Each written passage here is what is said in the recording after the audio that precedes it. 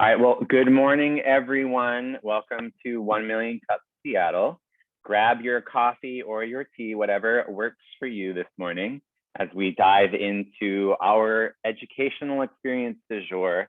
We have a special treat for you today as we experiment with a slightly different format for our monthly series and monthly cadences. But that being said, as most of you know, we are here every Wednesday morning at 9 a.m.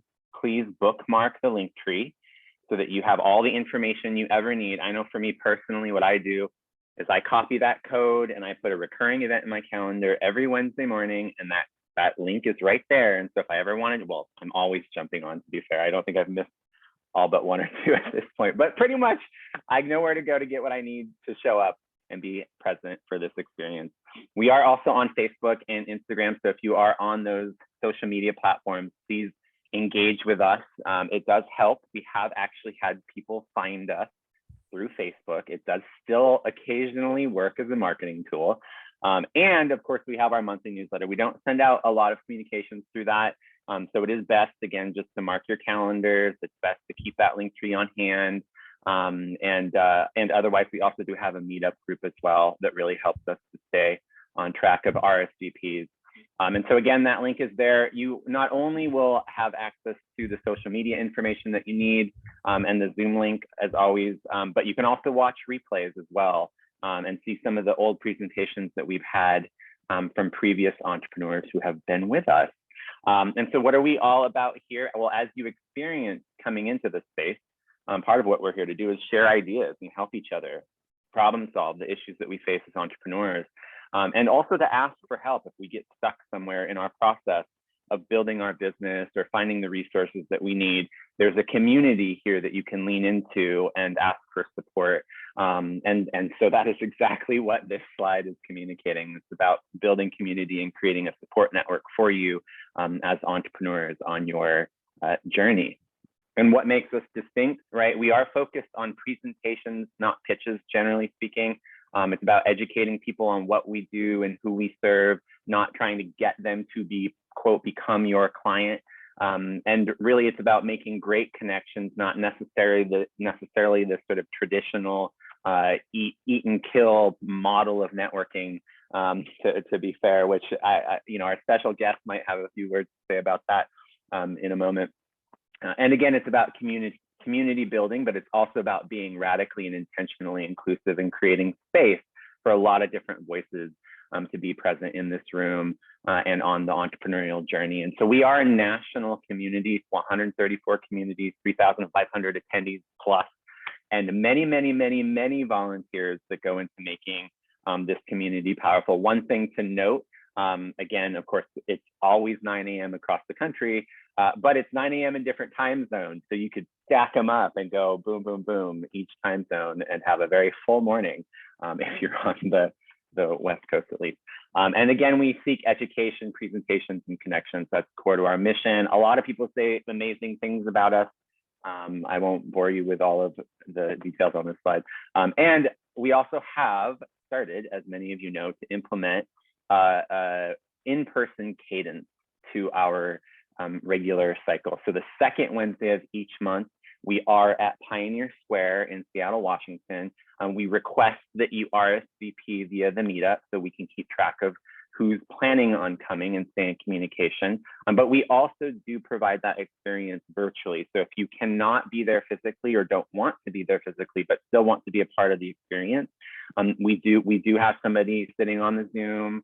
We will answer your questions as if you were there participating in the process. So we try to keep it as interactive as possible. We'll make sure that you can still see the presentation and engage with us. So even if you can't make it in person, please do plan to be there virtually as well. And of course, we have sponsors who help us. Method Customization and the McLaughlin Method are two of our sponsors. And again, we do have a team of volunteers that make all of this possible. You see them on the board, and perhaps you see yourself on the board at some point in that future organizer slot. We do need a lot of different kinds of help. You can help us with a specific task. If there's a particular event, you can share a few hours to help do some local promotion, maybe reach out to some local partners. and that's all you can do, great, that's awesome. Or maybe you're really good at graphics design and you can fix something for us or clean something up. That's super helpful. And of course, we also have clear and distinct roles, like Dan, who's our chat monitor, or myself, who is serving as your host today. One good thing to know about those roles, we do have a ton of manuals and resources. So we try to make it super easy for you to step into those roles. If that's something you're interested in, please email us at seattle@1millioncups.com. So what you're going to expect today, we will have a 6-minute educational presentation on a theme that the organizers thought made a lot of sense based on where we're at. So last month we spoke about marketing, and this month we decided to kind of tip our hat into the conversation on sales. And I say sales, but really I think what we're going to start off talking a lot about really is networking and building great relationships, because what ultimately happens is a lot of our referrals come from people, other human beings who know us, like us, and trust us and want to contribute to our growth by giving us business opportunities. And then of course from there, other things can happen. So after our presentation, and I'll introduce our speaker in just a moment, we'll have some time to ask some questions and kind of go into a little bit of a dialogue and just mine for some juicy gold bits and pieces that we'll then take into a breakout room later on in the second half of the session, so you can then get into a deeper conversation with some of the other community members. And yeah, so it's going to be a good old time. So in terms of listening to the educational presentation, and Cynthia, we can riff on the conversation together. But basically what I want you to consider is, limit your distractions, focus your energy and effort in this space, and really ask the question from your listening: how could this apply to you? What are the bits and pieces that you can grab from this conversation that can help you to make a difference in your business today? And also, what do you want to learn more about? We're gonna, some things might pop up and they might inspire you to ask a question. There will be a Q&A portion today. And so, we want you to ask the questions you need to ask. And so with that, I'm going to stop my share, and I'm going to introduce our special guest today, Cynthia Greenwald. Cynthia and I have known each other for a long time, it feels like at this point. And Cynthia has been really an amazing resource for me in terms of understanding how to, in her language, unlock the gold in my network and to build really great relationships that move people through the know you, like you, trust you funnel, so that you can cultivate a beautiful garden of relationships that bring forth fruit to your life now and into the future. Cynthia is a Wharton grad. She's written a #1 bestseller on sales and networking. She opened up for, does anybody here know BNI by chance? BNI, okay, so has anybody ever run a BNI chapter? No, okay, I'll tell you, I was the VP of a chapter in New York. It was a lot of work. So Cynthia opened 50 chapters in the state of Florida. So if you're complaining about volunteering and doing, one chapter, you should talk to Cynthia about what it's like to open 50. Yeah, needless to say, she's a powerhouse when it comes to helping people to accomplish great things. So Cynthia, you want to come off mute and introduce yourself and say a few words about the work that you do in the world? Hello, can you hear me all right? Yeah. Hi, I'm broadcasting from Philadelphia, and when Matthew and I met, we both lived in Manhattan, and it was quite a time. And about 2 years ago, I think exactly 2 years and about 2 weeks ago, I officially relocated out of Manhattan, given what was going on 2 years ago, and hunkered down in New Hampshire, which is where my summer place was, and I got to go hang out with my dad. And what I found in leaving Manhattan is all the tools that I utilized with my clients, and I watched my clients take these gardening tools, to use that analogy that you heard Matthew say. The idea that our relationships are a garden. And then the question is, well, if we want a garden that bears fruit, what's the fruit we're after? And what the relationship garden bears is they are wanting to, if you think about the favorite thing a human being wants to do is to serve. If you actually really look, if you've ever been in South Florida during our, like, post-hurricane, those of you who may have lived in a city that had some kind of crisis, like, you know, in Manhattan had 9/11 or any kind of fire, like people come together and what do they want to do? I mean, I get goosebumps thinking about it. Like all of a sudden the neighbor that you never talked to, you're like checking in on them. Like, are they okay? Is there anything you need? Can I help you lift that palm tree off your car? Like total strangers would come out of nowhere to help us. And and the reason I have goosebumps is the design of a human being is to serve. And that is the fruit that human beings bear. And if we unlock the magic of a garden, if you cultivate gardening, I'm starting to get into gardening. The plant wants to bear its fruit, like whether it's apples or it's squash or it's strawberries. I just found some strawberry plants in the backyard of the new house that we just closed on outside Philly. I'll tell you, if you can cultivate it, it gets to do more of what it wants to do. So if a human being, its yearn is to serve, and we can cultivate a relationship where they then get to be like, how can I help you? If you cultivate a certain relationship, you'll notice that they start to go out of their way to find out how they can help you, because that's now singing, that's their heart song, to serve you. If you've been cultivating them, all they want to do is cultivate back and serve you. So that's why I call it a garden, because most people, if they're just a good person, I mean, running BNI was fascinating because I'd watch 30 people in a weekly breakfast group. And just because someone was a good person didn't mean they got any referrals, because the challenge is the good person's skill and impact on another top of mind for those in the rest of the group? So even the people that love and adore us, we have to ask ourselves, have we planted in their brains the things that we do such that when they bump into someone who's literally the one who you serve the best, they say, oh my gosh, that person just did that. And I remember Matthew telling me if they say this, or if they're looking for that, or if they're complaining about this, or if they're grappling with that, that means not only do I just joke, oh my God, you got to talk to Matthew. Well, the next question is, what do I say? So I need to know two things. I need to know what's happening in front of me that makes you come into my mind. But then you also have to, so you have to teach me that. The other thing you have to teach me is, what do I say to even kind of tee up the introduction? And sometimes we get referrals that we didn't want. Anyone get those? People try to be really nice and hook up an introduction, and you're like, what am I doing? Chasing down where, like, you guys you can feel it sometimes. I just got one of those today. Someone who barely knows me tried to set up this introduction. My first response was, now he could be, I have a feeling his intuition, he was using like energy as a way to introduce. So sometimes I really do love intuitive connectors. They just kind of go, I don't know, something's telling me you two need to meet.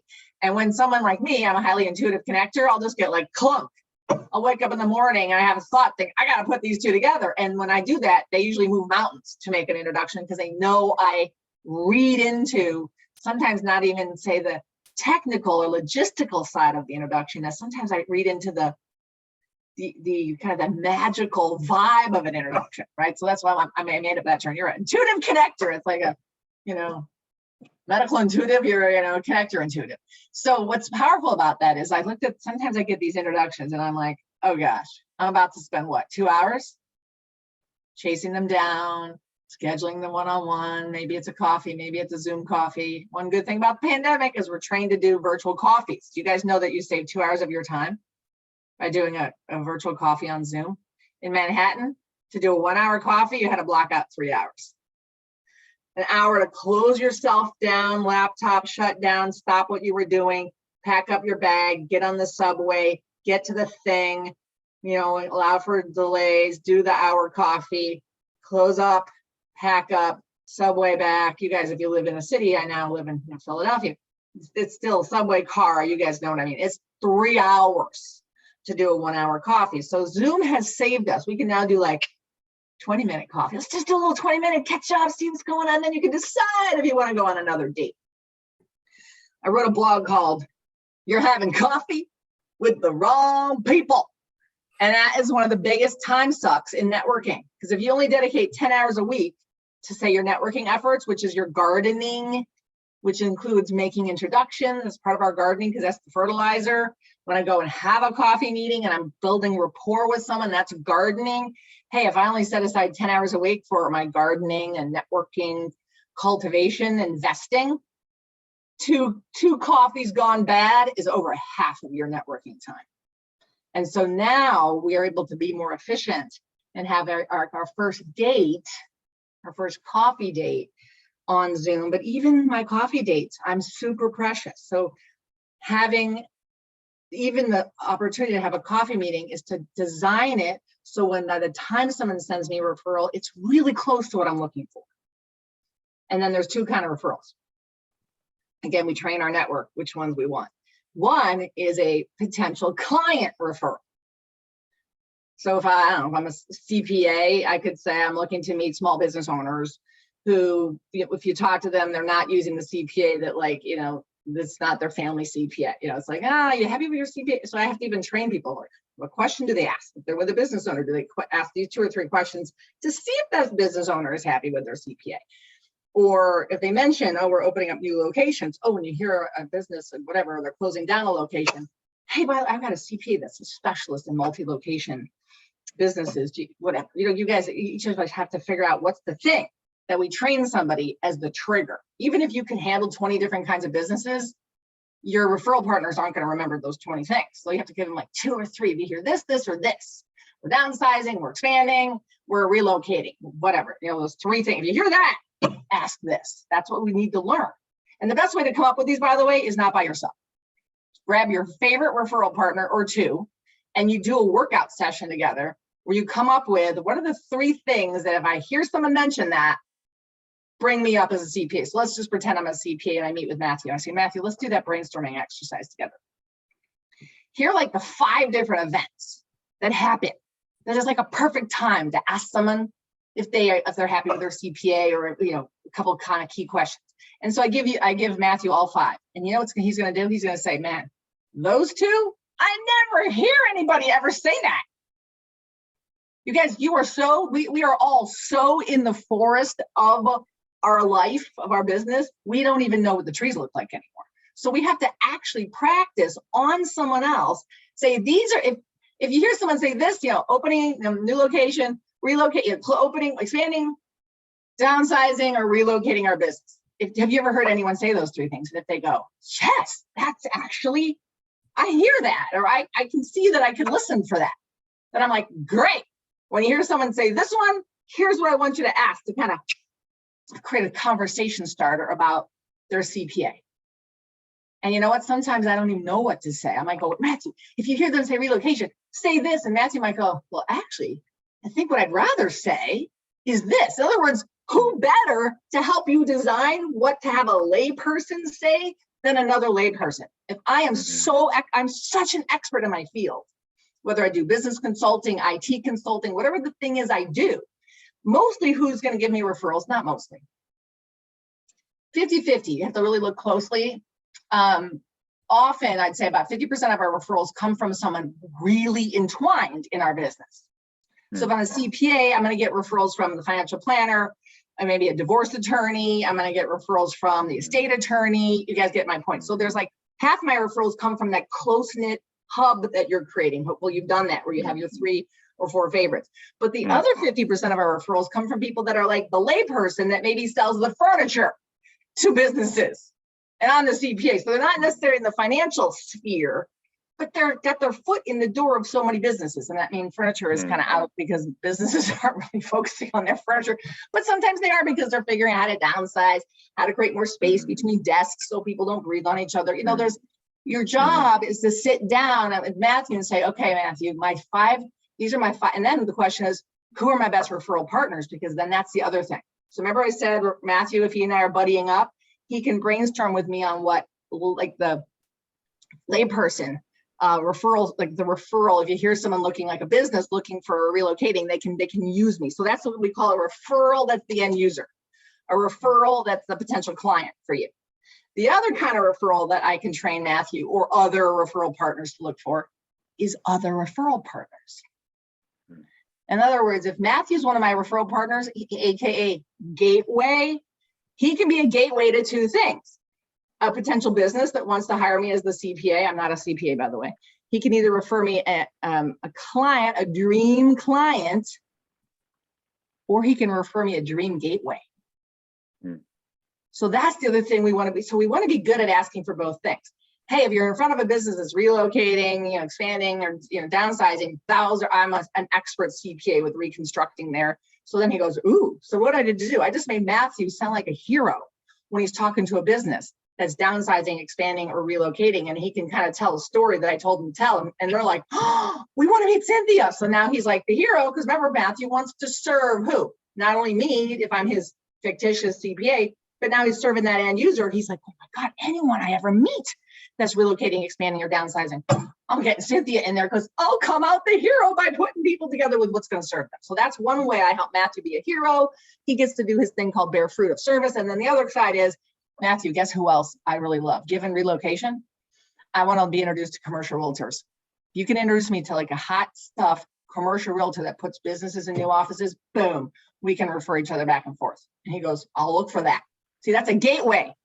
And that gateway could give me 100 clients in the next year. See, that's the key. If we train our referral partners to refer us to our favorite 3 gateways. I get most of my business, let's say, from commercial realtors because they handle the expansion.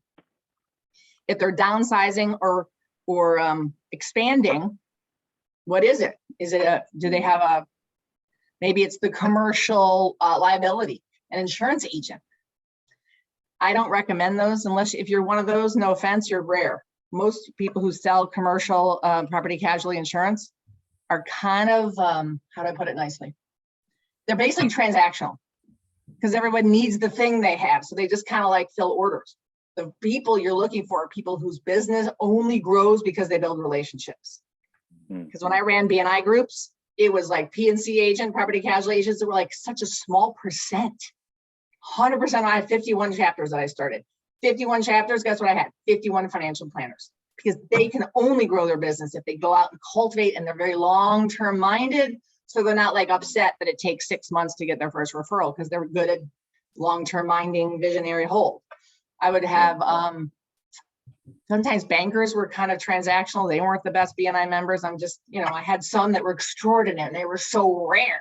So you're looking for the industries where relationship development is their lifeblood. And then they're also going to be paying attention. So again, this is just an idea, but I would recommend you pair each other up and do this kind of exercise. And Matthew and I can put together the little worksheet because I just like channeled that. And I'm like, oh, there we go. So we'll have a worksheet and we're recording it. So we'll have it for you. Yeah. And so we will go into breakout rooms for sure.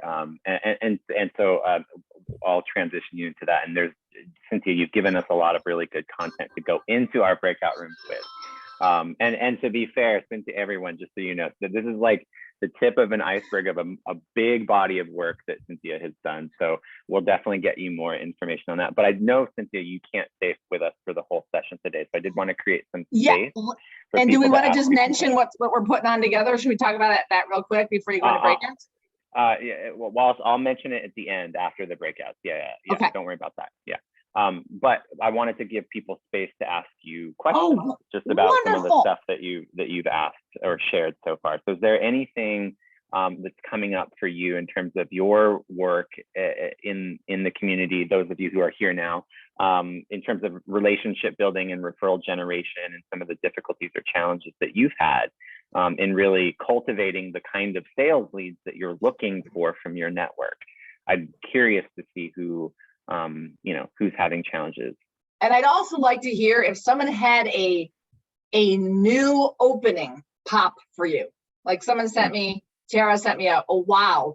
What I'd love to know is like, what was the wow? If you had a new perspective, a new way of thinking or relating to what you're up to, like shift. Like first of all, just wave if you had something shift for you and how you think and dance with networking. Great. So I see some nods. I see a few of you waving. So it looks like about half of you had something shift for you. And thank you for your feedback. That really means a lot to me.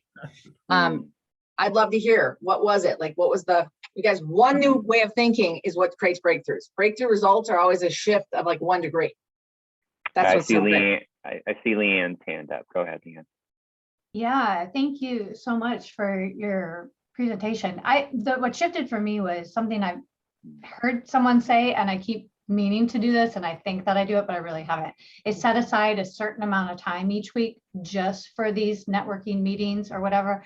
And I find, and as you were talking, I'm like, I really need to dedicate a specific amount of time so I can be more thoughtful with who fills those slots. But also, you made a great point of how much time it takes to coordinate those efforts.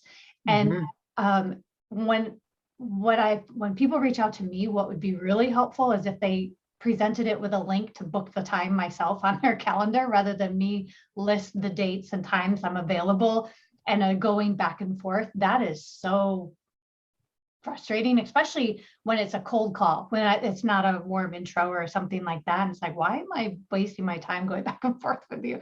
So just hearing you say how to organize that, I'm like, that's on my list for today. And here's a phrase, and this is beautiful, Leanne. Here's a phrase that I gave to my clients. They went, oh, in your calendar, you block it out, and it's called sacred gardening time. We tend to be less likely to shove things around when we put the word sacred on top, like sacred yoga time. And if you're a yoga practitioner, nothing messes with your 9 a.m. or whatever. And if you have to do a dental appointment at 9 a.m. when you normally go to yoga, what do? You pull yoga out and you call and get the 3 o'clock class, because it's sacred practice. So whenever if you launch a garden in your backyard, you don't just like plant it one weekend and then like not block time every week for sacred weeding, sacred cultivating, sacred fertilizing, like that. It's a relationship. People who think they're going to get consistent referrals and then have no consistent place in their weekly calendar for nurturing and cultivating their garden are totally full of it. They're like in a fantasy that they're going to get referrals. Like, I've been in BNI 2 years, I'm not getting anything. I'm like, what? Show me your calendar. What does your networking gardening calendar look like? And they go, you're what? I come to BNI, isn't that enough? I'm like, God, no. So it's very interesting. People are kind of like novices or kind of what I'll call tourists when it comes to networking versus professional, like relating to the garden as a practice. And if it's like Mondays and Thursdays, by the way, if you put sacred gardening time in like Tuesday morning and Friday morning at, let's say 8 a.m. before your day gets started, what do you do with those? Have you ever been talking to somebody on the phone like, oh, I love, I don't know, Ansel Adams. And you're like, oh my God, there's an Ansel Adams opening happening. There's like, we're finally having art openings. It's, in 2 weeks at the blah, blah, blah. I'll send you the invite. Where does that go? Because that's a deposit. That's a gardening fertilizer move to send someone an invite to an event or an art opening, or there's a vegan fest I got invited to. And I felt so deposited upon that my new neighbor wanted to invite me to the veg fest. Okay. So guess what you do? You go into your calendar, because on Tuesday mornings at 8 a.m. is your sacred gardening time, and you put it into the calendar called send Ansel Adams invite to Jane. Now it's out of your head. And then you know what you're doing when you check in at Tuesday morning at 8 a.m. You're like, hey, I got to introduce Matthew to the divorce attorney. And it's where you put people together. It's where you make your deposits, where you like that. Thanks, Cynthia. Leanne, did you have any final thoughts before we move on to Nicole's question? Yeah, and as you said that, Cynthia, I think you're right, because if I put it in my calendar that way, as I'm thinking about it, it changes my mindset and how I show up. So if I'm not squishing it in between two other very important things for the day, I won't rush through the meeting or show up half present if I have that specific time, to your point. Yeah. Then that's how I prepare. Yeah, thank you. And even right in the middle of a one-on-one, when you say, that Ansel Adams invite that I'm going to send you, I'm going to make a note really quick. Hang on a second. And you like go to your phone, go to Tuesday, put it in, send Ansel, and then you're like, okay, I'm back with you again. And they're going to go, what a pro. Thank you, Cynthia. They're like Thank inspired. You, yeah. Who else had their? Yeah, Nicole's next, and then Christy. Nicole, go for it. Beautiful. So I definitely have time and space to do my networking, but what the wow or the shift for me is like, I don't have to do it myself. Like, how do I prep other folks in my network to be able to be out there, giving the pitch about connecting with me? And so I'm very excited to hear about the worksheet and what's going to be done in that space, because I do that, but I'm also feel like I'm just doing me connecting with other folks, and the ability to actually prep other folks to make the mini pitch for me, or to hear for the things that are going to be the right client for me, are key, because a lot of times that folks do enjoy me and are connected with me, but are not necessarily giving the right folks to me. They're caring and they want to feed in,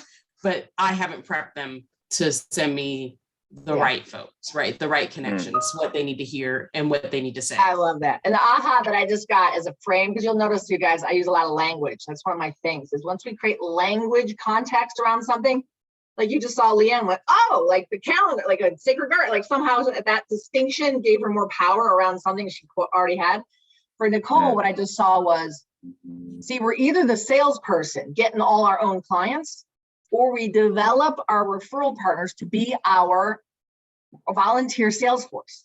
So if they're our volunteer sales force, the question then is, what title do you call the person who oversees the sales force? We're actually the sales manager of a volunteer sales force. So now my question is, how well are you recruiting your sales force, training your sales force, and rewarding them? It's like a whole body of language that when you become masterful at recruiting the right people into your volunteer raving fan base, and then training them powerfully so they know what the heck they're really doing for you because they want to help you. And then how do you incentivize them, reward them, and appreciate them? Because all sales forces need some kind of, an incentive program. Did you design it, or is it totally random? Do you send them a like Starbucks card, but they actually drink Dunkin' Donuts? Now we totally blew it. It's so much fun, you guys. This is like black belt stuff. We're talking, and Matthew just said, this is like this. This is such a deep, beautiful. And once the language becomes fluent, I don't need sacred gardening time anymore. I literally live always. Where are my deposits? Who needs a deposit? I have a list to kind of keep my eye on some people. Circle back, water, love them. Awesome. And then one more person. Yeah, one more question, and then I know we'll let you go. Go ahead, Christy. Hi, thank you, Matt. Christy, your mic went out for a moment. You're not muted, but your mic went out. I don't know what, like the opposite of what we heard you say thank you. We heard you say, there you go. Sorry, here we go. Okay, thank you so much for your presentation. Sorry about that, some tech difficulties. So Cynthia, my question for you, and I've been absorbing all this, so my mind is spinning. I'm a former lawyer. Now I'm doing transformational coaching to help other people who were kind of burned out just like I was. So my network is other lawyers who I think they could benefit from my work. But it's a lot of lawyers who are really entrenched in the stressed out, burned out lifestyle. So to me, I'm working on my message. So, and really understanding the power of I think the work, but I'd love to know your thoughts on when your network is, I don't want to say resistant, but I think it's just a new concept that we could live outside of that stress, burned out life. So if you had any thoughts on that about kind of reaching resistance, not the right word, but I'm sure you know what I mean. Or all the opposite of it is like receptivity is what I'm going to look at. How about that? So one of the things that I used to ask my BNI members to do, and now you can do this anywhere, but I used it in these, like BNI was like an experimental think tank. I could just put it to test and those 30 people would run with it. Here's one of the things that's very interesting. If you are part of a weekly networking group, is you try out different messaging, see which ones take. So a whole month could be, hey, I'm a CPA. This whole month I'm focusing on people relocating and 4 different stories. I give 4 stories that month on a business when it relocated, the magic I did. And storytelling is huge, and having your referral partners know what the heck you do and how to go, because they follow you to work when you tell a story. If they never use you, they can still learn how amazing you are, and they're going to go, wow. So not only did the story make them think, that's amazing. Everybody who I know that's relocating needs that.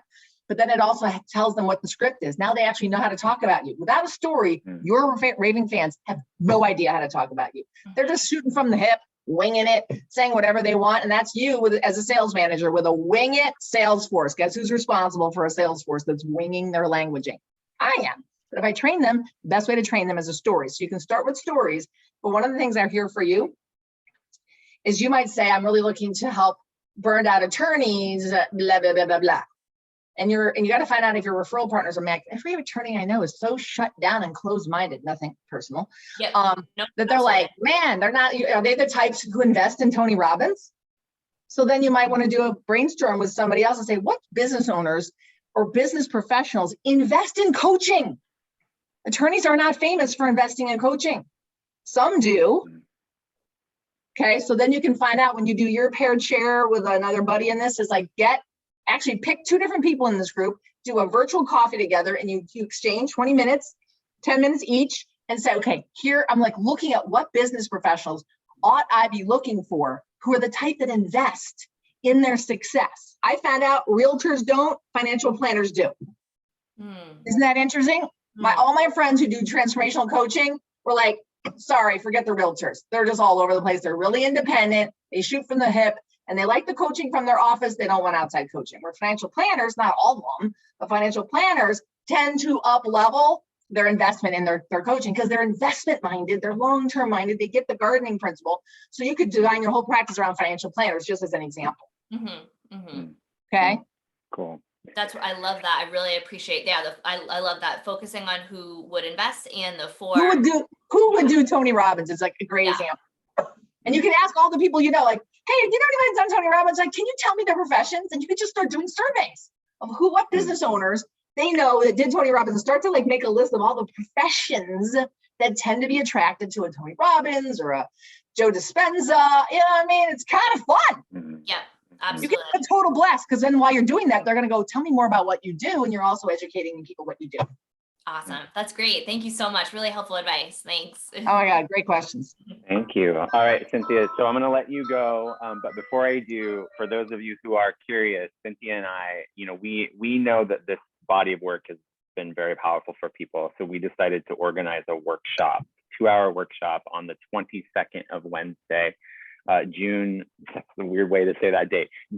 Wednesday, June 22nd is the date. So I'll send you all some information if you're curious. I know, for example, Dan, you asked me what the acronym PACE means.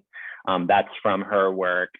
For those of you who've been in the Clubhouse group, and Kelly, I think I've mentioned this to you before, right? We use some of this language in that space as well. So it's just really good vocabulary. So we're going to now shift over into our breakout rooms.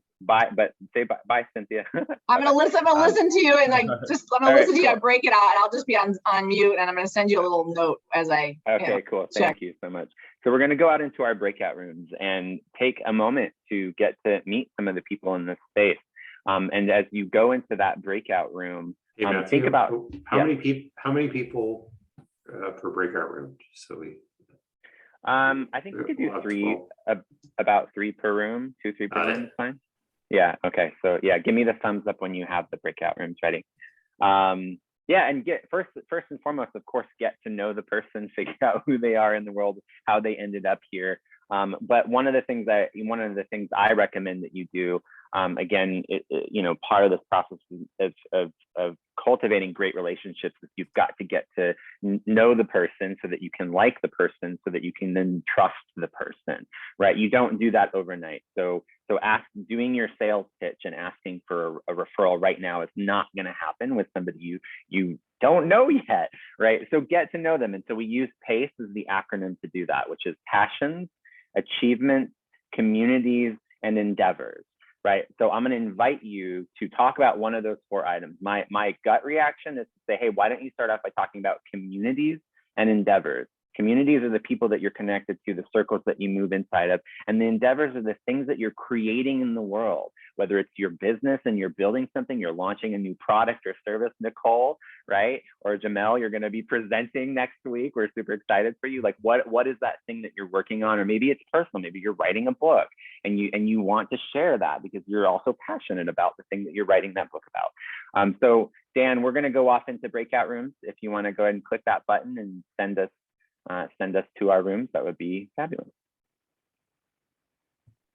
All right, so we're gonna wrap up here, and yeah. So for those of you who are new to the space, today was a little bit of a different format. Normally we have a pitch from an entrepreneur and then the Q&A from the audience in interacting with that entrepreneur.